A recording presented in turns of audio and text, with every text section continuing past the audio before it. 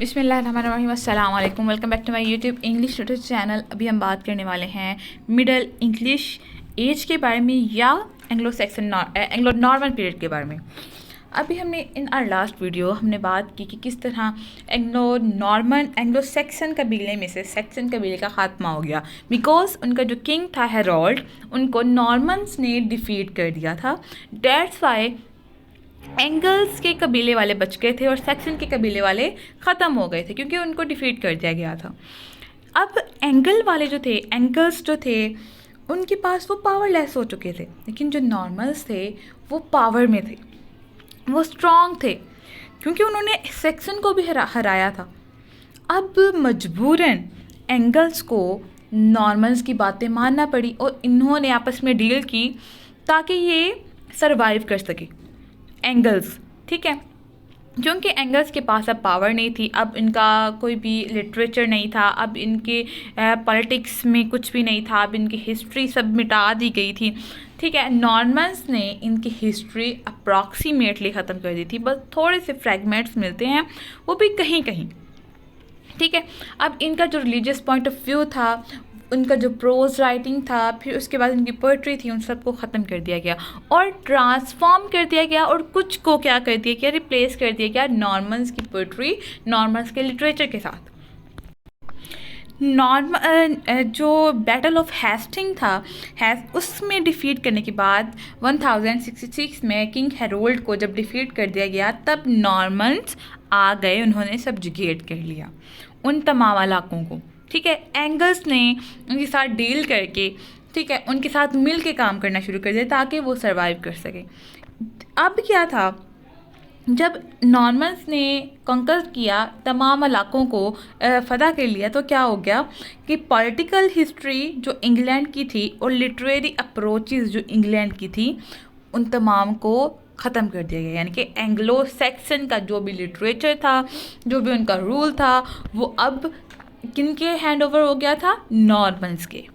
And suddenly Anglo section के जो authors थे, ठीक है, जो मुसन्नफ़ जो राइटर्स थे, उनको परमानेंटली डिस्प्लेस कर दिया गया, ठीक है। एंग्लो सेक्सन के जो किंग्स थे उनको डिस्प्लेस कर दिया गया। अब वहाँ पे किसकी हुकूमत थी, ओवरऑल नॉर्मन्स की। एंगल्स तो सर्वाइवर जो थे वो थे जो उनके हाँ मिल के सर्वाइव कर रहे थे और एज ए स्लेव आप कह लें उनके अंडर रह के काम कर रहे थे।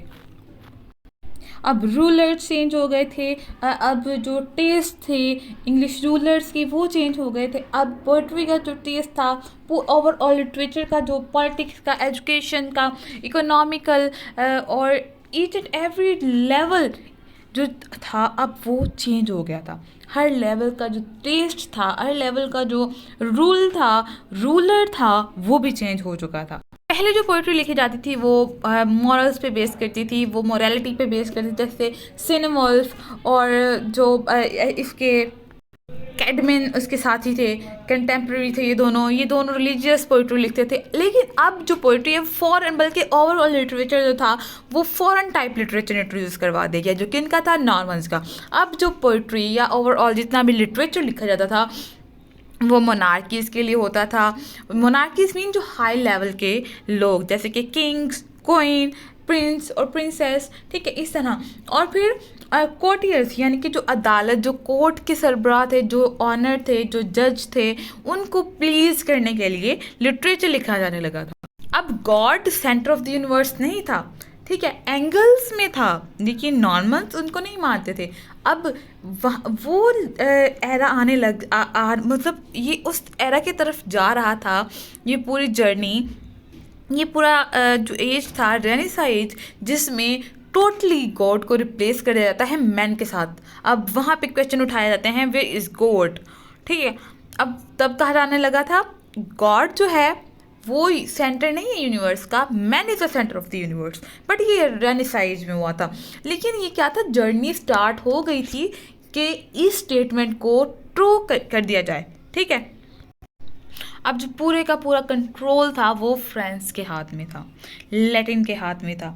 अब जो आर्टिस्टिक एक्सप्रेशंस थे वो चेंज हो गए थे। रिलीजियस सर्विस अप्रॉक्सीमेटली ना होने के बराबर थी, अगर थी भी तो बहुत थोड़ी थी, ठीक है। अब हर लोग, हर उस एरा के तमाम जो लोग थे वो नई नई चीज़ों को पसंद करने लगे थे, इवन के एंगल्स भी। ठीक है, अब वो नई चीज़ों को देखते थे, अब उनको पसंद करते थे, न्यू फैशंस को, न्यू मैनर्स को पसंद करने लगे थे। इट्स मीन कि वो भी नॉर्मन्स को अप्रिशिएट करने लगे थे, नॉर्मन्स के अंडर मतलब कॉलोनाइज होने लगे थे, मेंटली इम्पीरियलाइज होने लगे थे। अब जो नॉर्मल्स थे वो एक न्यू विजन्स दिखाते थे एंगल्स को, बल्कि तमाम लोगों को जो उन एरा के लोग थे कि हमारा फ्यूचर इस तरह का होगा। और तमाम लोग इम्पीरियलाइज हो गए थे, उनकी सोचें बदल गई थी और वो बिल्कुल साथ थे नॉर्मन्स की। ठीक है, और जो उन विजन्स दिखाते थे वो लोग आंखें बंद करके बिना कोई क्वेश्चन किए उनको फॉलो करते थे। क्यों करते थे? कुछ लोग जो थे, जो एंगल्स के थे, वो तो सब्जुगेट हुए थे ना, वो कॉलोनाइज होने के डर से या जुल्म होने के डर से वो उनको बर्दाश्त करते थे, उनकी बात मानते थे। और कुछ को नॉर्मन्स की वो विजन्स पसंद आते थे, इस वजह से वो उनको फॉलो करते थे। और कुछ नॉर्मन्स ही थे, डेट्स वाई उन्होंने अपने रूल्स को फॉलो करना ही करना था अपने ग्रेट फ्यूचर के लिए, ताकि जो नॉर्मन्स हैं वो एक लंबे अरसे तक अपनी हुकूमत कर सकें। अब जो इम्पोर्टेंस थी ऑफ एंगल ट्राइब, अब वो जस्ट लाइक अ पार्सल रह चुकी थी। किस तरह कि अब हमने कोई नॉर्मल्स हैं, हमने कोई पार्सल रिसीव किया है, उसको खोला है, उसको देखा है और अपने पास रख लिया है, उसका अब कोई काम नहीं है, उसको हम अपने मुताबिक यूज़ करेंगे। जब हमारा दिल करेगा उसको यूज़ करेंगे, जब हमारा दिल नहीं करेगा तो हम उसको रख देंगे। इसी तरह का हाल एंगल्स के साथ होता था। जो न्यू कमर्स थे एंगल के कबीले के, वो भी एंगल के कबीले को प्रमोट नहीं करते थे, वो भी नॉर्मन्स के कबीले को प्रमोट करते थे। ठीक है, अब जो ट्रेडर्स थे, जो आर्टिस्टिक लोग थे, और जो सोल्जर्स थे, अब जो मोनार्कीज थी, अब जो नॉलेज को रिवाइव करने वाले लोग थे, अब जो कॉर्टियर्स थे, इस तरह के जो जितने भी सेलिब्रिटीज़ थे, इवन के राइटर्स थे, लिटरेचर लिखने वाले जितने भी लोग थे, वो तमाम के तमाम कौन थे? नॉर्मन्स थे। अब एंगल्स का कोई भी काम नहीं था, एंगल्स को कोई भी इम्पोर्टेंस दी ही किसी भी लेवल में या किसी भी फेज में उसको इम्पोर्टेंस नहीं दी जाती थी। अब जब एंगल्स नहीं थे तो उसकी तरह की जो पोइट्री बेवुल्फ हो गई, the fall of the angels हो गई, इस तरह की पोइट्री लिखने वाला भी कोई नहीं था, अब उनके हीरोज़ भी कोई नहीं थे। ठीक है, अब उनकी पोइट्री को ख़त्म कर दिया गया था। ठीक है, अब क्या बात हुई, अब जो एंग्लो नॉर्मन की पीरियड के लोग थे वहाँ पे रिलीजियस पोइट्री को ख़त्म कर दिया गया था, सेनेवुल्फ की आर्ट को ख़त्म कर दिया गया था, एंग्लो सेक्शन की पोइट्री को ख़त्म कर दिया गया था। जो चर्च के बारे में लिखा जाता था उसको रिप्लेस कर दिया गया था मोनार्कीज़ के साथ। जो रिच पोइट्री थी ऑफ एंग्लो सैक्सन, उसको परफेक्शन लाने के लिए उसको रिवाइव किया जाने लगा। और जब रिवाइव किया जाने लगा तो टोटली उसको चेंज कर दिया गया इन फ्रेंच लैंग्वेज। ठीक है, लैटिन में उसको लिखा गया या फ्रेंच लैंग्वेज में उसको लिखा गया। और इसी तरह आहिस्ता आहिस्ता ग्रेजुअली क्या हुआ, एंग्लो सैक्सन के फ्रेगमेंट्स जो पोइट्री के थे वो भी ख़त्म होने लगे। रिच और मैच्योरिटी वाली जो पोइट्री थी उसका दी एंड हो गया। यहाँ पे मैं क्लियर कर दूँ कि लैटिन लैंग्वेज जो है ये एंगल और सैक्सन के कबीले में से आई है। ठीक है, अब पहले कंट्रोल किसके पास था? लैटिन लैंग्वेज के पास, लेकिन अब कंट्रोल किसके पास है? फ्रेंच लैंग्वेज के पास। ठीक है, तमाम चीज़ें फ्रेंच लैंग्वेज में लिखी जाने लगी थी। लैटिन लैंग्वेज को रिवाइव किया गया है, लैटिन लैंग्वेज को ख़त्म करने की भी कोशिश की है, लेकिन क्या है, अभी भी कुछ क्लर्जीमैन्स थे, कुछ चर्च के मेंबर्स थे जो लैटिन यूज़ करते थे। डेट्स वाई लैटिन सर्वाइव कर रही थी, उसके पास थोड़ा बहुत कंट्रोल था, लेकिन सारा का सारा कंट्रोल जो था तमाम चीज़ों का वो था फ्रेंच लैंग्वेज के पास। लेकिन क्या हुआ, अब the conquest which lead the reinvigoration of the monasteries and the tightening of with Rome determined its more extensive use, still more important as a result of foreign sentiments in the court and the castle. Its ghost writing in the English vernacular is in to be regulated. It caused writing the English okay, and established the French as the natural speech of cultivative and the high born. यहाँ पे बात होती है कि जो अब जब with the passage of time जब हुकूमत आ रही थी कर रहे थे नॉर्मन, अब क्या हुआ, जो अब उन्होंने इस तरह अपनी लैंग्वेज को स्प्रेड और एक न्यू विजन्स क्रिएट करना शुरू कर दिए थे कि जो लोग थे ना, इवन क्लर्जीमेंस थे, वो भी नॉर्मन से इम्प्रेस होने लगे थे। ठीक है, अब जब उनसे इम्प्रेस होने लगे तो वो भी ज़्यादातर यूज़ जो है फ्रेंच लैंग्वेज का करने लगे।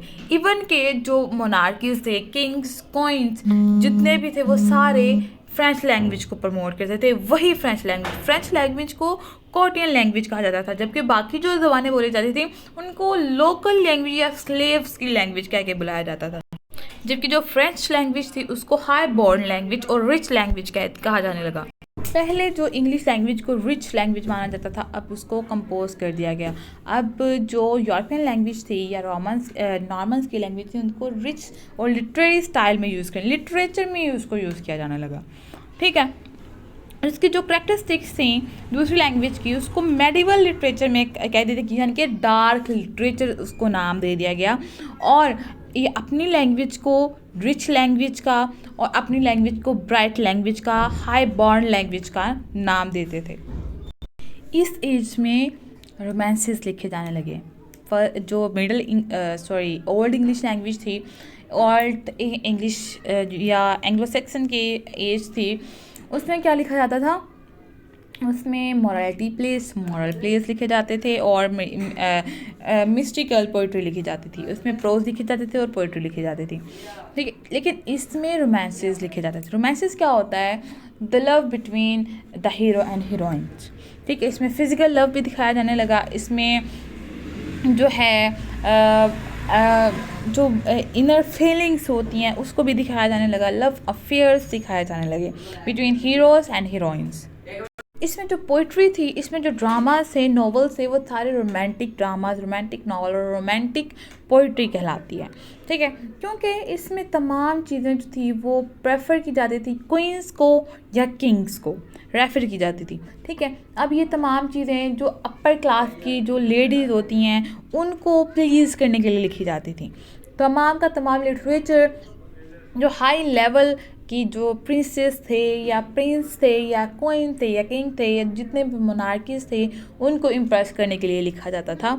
ठीक है, और उनको इस तरह इमेजिनरी लव अफेयर्स दिखाए जाते थे कि वो प्लीज़ हों, और वही जो इमेजिनरी वर्ल्ड थी वो एक्चुअल में थ्रू लिटरेचर क्रिएट हो चुकी थी इन एंग्लो नॉर्मन पीरियड।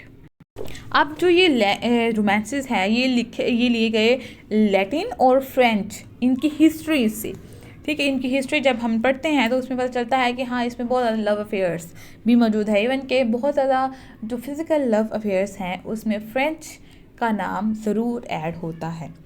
ठीक है, इसमें किंग जो स्टोरीज़ थी वो किंग ऑथर की वो बयान की जाती थी। The war of Troy and the mythical doing of Charles Magne and Alexander the great, इस तरह की स्टोरीज़ बयान की जाती थी। और इनकी स्टोरी, इनके आइडियल्स, इनके हीरोज़ ये थे। उनकी ज़िंदगी में जितने लव अफेयर्स हुए, इन्होंने जिस तरह वॉर ऑफ ट्रॉय जो थी वो एक लड़की की खातिर 10 साल की जंग हुई थी।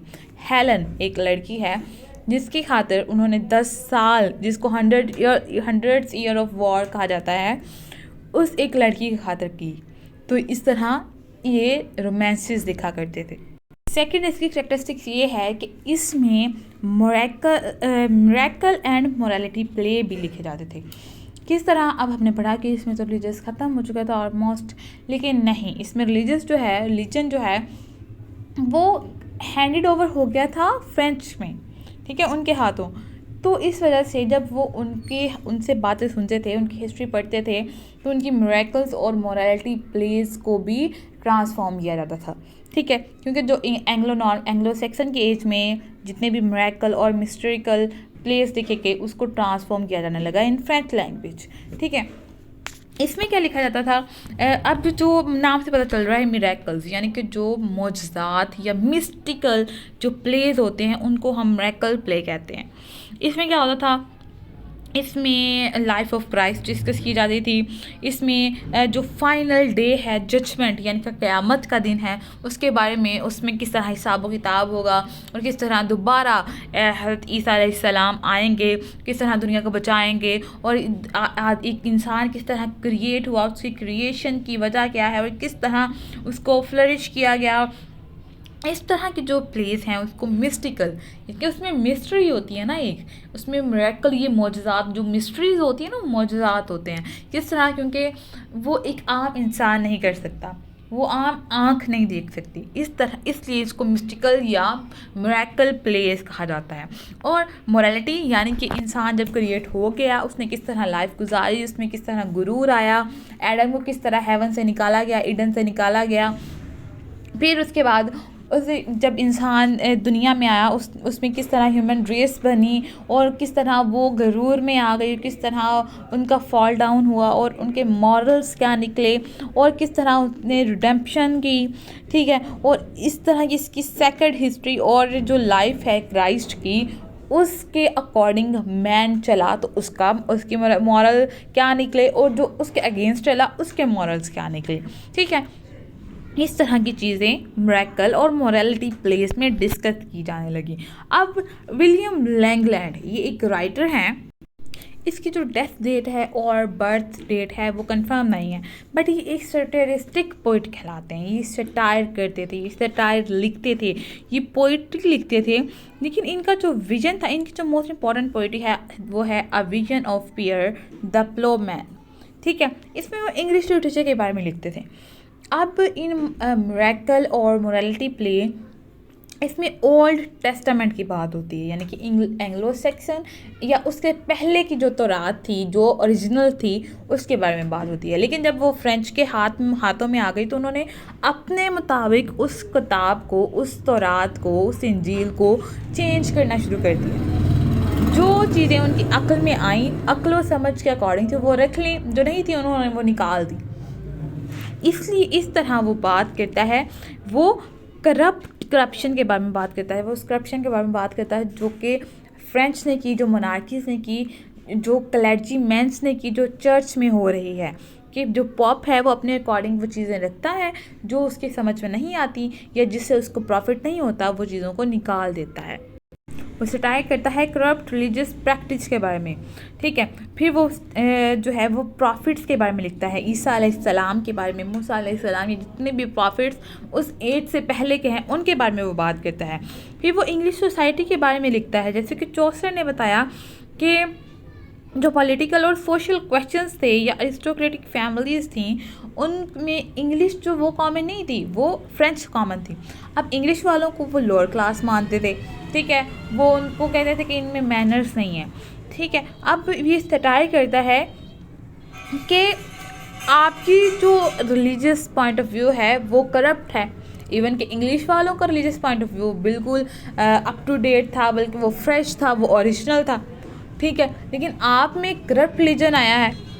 आपकी जो हिस्ट्री है या आपकी जो लिटरेचर है आपका, वो कहाँ से बोरो हुआ है? वो इंग्लिश से या लैटिन से या एंग्लो सेक्सन या इससे पहले की एजेस से लिया गया है। आप कॉपी पेस्ट करते हैं, जबकि आप कहते हैं कि जो इंग्लिशमैन है वो स्लेव है हमारा, वो हमें कॉपी करता है, वो जबकि ओरिजिनलिटी जो है वो तो उनसे इंग्लिश से आई है। आपने तो उनको पेस्ट किया है, कॉपी किया है, कॉपी करके, ठीक है। तो ये इन चीज़ों के बारे में सटायर कहलाता है। इसको इस वजह से सटायरिस्टिकल पोइट भी कहा जाता है। जैसे डेंटे और बेनियन ने अपनी ड्यूटी परफॉर्म की है, सटायर लिखा है, इस तरह विलियम लैंगलैंड भी सटायर करता है तमाम उस एज के किंग्स, क्वीन, कंटेम्प्रेरी मोनार्कीज, कॉटियर्स, इस तरह के जितने भी हाई क्लास या अपर क्लास से लोग बिलोंग करते थे। एजुकेशन सिस्टम उनका, पॉलिटिकल सिस्टम, हिस्टोरिकल सिस्टम और इकोनॉमिकल सिस्टम, रिलीजियस सिस्टम, हर तरह के सिस्टम को वो सटायर करता है, not for making fun of them but for reformation, ठीक है। इस वजह से सटायर लिखता है। अब नेक्स्ट बात होती है जॉन गोवर की। अब जो गॉवर है, जॉन गॉवर, उसकी इतनी ज़्यादा इम्पोर्टेंस नहीं है इन इंग्लिश लिटरेचर, बट ये चौसर से बहुत ज़्यादा कम। सबसे ज़्यादा इम्पोर्टेंस जो मेडिवल एज में या जो एंग्लो नॉर्मन और एंग्लो सेक्सन एज में मिली है वो है चौसर को, ठीक है। लेकिन इसने भी सेटायर लिखा है, सेटाइलिस्टिक पोइट कहलाता है ये। इसने भी पोइट्री लिखी है अगेंस्ट मोनार्कीज, ठीक है, उनको उनके खिलाफ लिखी है क्योंकि वो सही से रूल नहीं कर रहे थे। वो रिलीजन को ख़त्म करने की बात करते थे, वो इंग्लिश लिटरेचर को ख़त्म करने की बात करते थे, ठीक है। अब इन्होंने बहुत ज़्यादा मेडिवल एज की जो लैंग्वेज है, इंग्लिश लैंग्वेज, ओरिजिनल और ओल्ड इंग्लिश लैंग्वेज, उसमें अपनी पोइट्री लिखी है। और इनकी लैंग्वेज compete करती है बाकी तमाम लैंग्वेजेस को, क्योंकि ये इतनी टफ लैंग्वेज यूज़ करते हैं जो कि सिर्फ जो मोनार्कीज़ हैं वही समझ सकते हैं, जो आम बंदा है वो नहीं समझ सकता, क्योंकि ये लिखते भी मोनार्कीज़ के लिए थे। इस वजह से इन्होंने बहुत टफ लैंग्वेज यूज़ की। और फिर उसके बाद गॉवर जो थे, उनकी जो मेन इंपॉर्टेंट वर्क है वो है कन्फेशन एमेनिटीज़, ठीक है, एमेनिटीज़। इनकी जो इसमें ये ऐसे वर्क है जिसमें वो कन्फेशन करते हैं या कन्वर्सेशन करते हैं between poet and the divine interpreter. एक पोइट है, वो बात करता है, और एक डिवाइन इंटरप्रेटर है जो उस चीज़ को कॉपी कर रहा है, ठीक है। और यही बात वो बताना चाहते हैं इस पोइट्री के थ्रू कि हम इंग्लिश लिटरेचर या ओरिजिनल इंग्लिश वाले, ओल्ड इंग्लिश वाले प्योर हैं, हम पोइट हैं, और आप सिर्फ हमें इंटरप्रेट कर रहे हैं, ठीक है। और फिर भी आप कहते हैं कि आपने हम आपको फॉलो कर रहे हैं, ठीक है। आपने हमें सब कुछ जीने का हक जीने के तरीके सिखाए हैं, मैनर्स सिखाए हैं, आपने हम ही से मैनर्स फॉलो किए हैं। इस तरह की कन्वर्सेशन वो इस पोइट्री में करते हैं, ठीक है। अब नेक्स्ट आता है चौसर। अब चौसर की एज बहुत ज़्यादा ह्यूज एज कहलाती है। इसके जो रोल हैं वो बहुत इंपॉर्टेंट, यानी कि इसका जो कैंटरबरी टेल था, एक वर्क था, वो इतनी इंपॉर्टेंस रखता है इंग्लिश लैंग्वेज में, इंग्लिश लिटरेचर में, जितना कोई भी जो वर्क है इम्पॉर्टेंस नहीं रखता। इस भी एक डिटेल लैंग्वेज इंशाल्लाह बनाएगी, क्योंकि इस इंसान को, चौसर को, फादर ऑफ इंग्लिश पोइट्री कहा जाता है। और किस लिए कहा जाता है? Because of Canterbury tale. और इसमें उसने जिस तरह कैरेक्टर्स को इंट्रोड्यूस करवाया है, जिस तरह वो कैरेक्टर्स को बताता है कि हमारे जहनों में एक इमेज क्रिएट हो जाती है। अब वो उसने अपने लफ्ज़ों के थ्रू पेंटिंग की हुई है उन कैरेक्टर्स की, ठीक है। और हम उसको इमेजिन करके पढ़ सकते हैं, समझ सकते हैं। अब हम जब हम उसको पढ़ते हैं तो हमें ऐसा लगता है कि हमारे माइंड में एक पिक्चर चल रही है, एक मूवी चल रही है, ठीक है। तो इसमें इंशाल्लाह हम नेक्स्ट डिटेल लेक्चर बनाएंगे। और हमारा आज का लेक्चर इतना ही था। I hope you all guys enjoyed it. दुआ में याद रखिए, and not forget to subscribe our channel and press the bell icon for more updates. Thank you so much. अल्लाह हाफिज़।